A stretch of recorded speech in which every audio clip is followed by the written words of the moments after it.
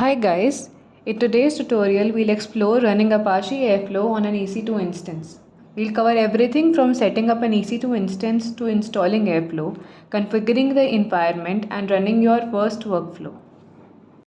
First, we have to go to the EC2 page in AWS, then we press launch instance right here. So here we start creating the instance needed for Airflow. We need to name it something. Let's name it small Airflow for now. Airflow needs a database to run and we will use Postgres. Postgres needs at least 2 GB of RAM, so we cannot take T2 micro as it only has 1 GB. We'll use the next possible choice which is T2.small. It is not free but pretty cheap. You will have to create a key pair if you haven't already.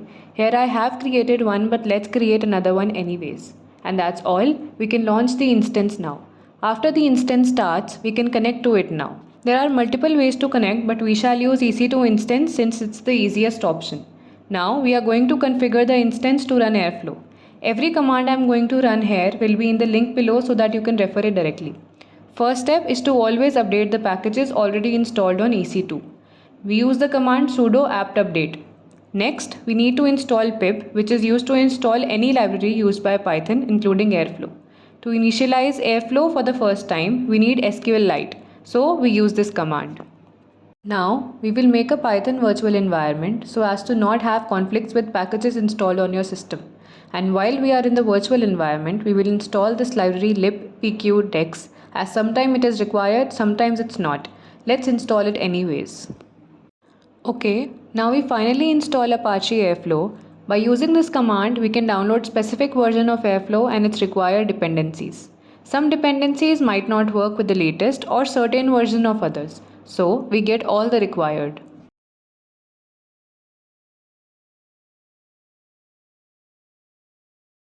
This is the command to initialize Airflow.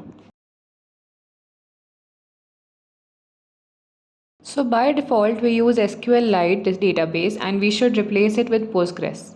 Postgres allows multiple tasks to run at the same time compared to a single task at a time by SQLite, and this is the command to install Postgres. Next, we will connect to the Postgres database with pSQL and create a database Airflow as well as a user with a password and grant privileges to that user.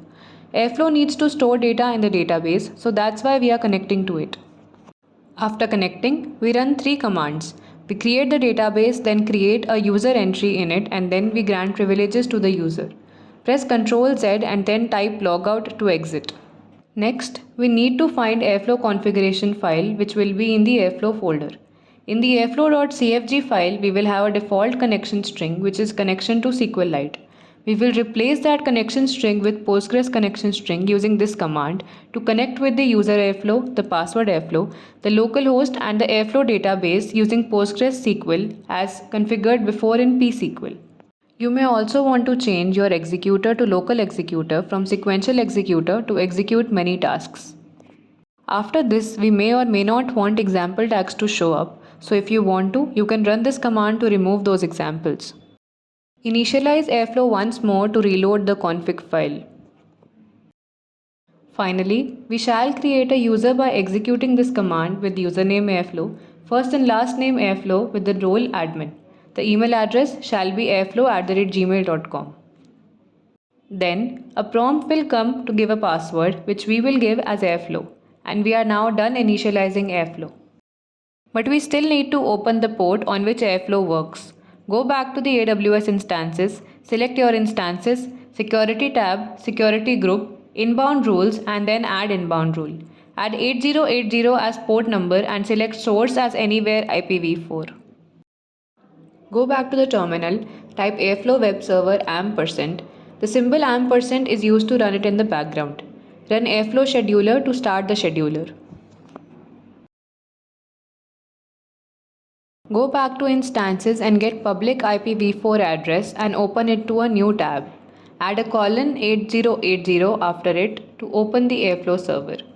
Type Airflow as username and password as Airflow and voila, you have your Airflow running on your EC2 instance. So that's all for this video. If you like the tutorial, please like and hit the subscribe button. We'll be posting more videos on different technologies soon. Till then, see you. Bye bye.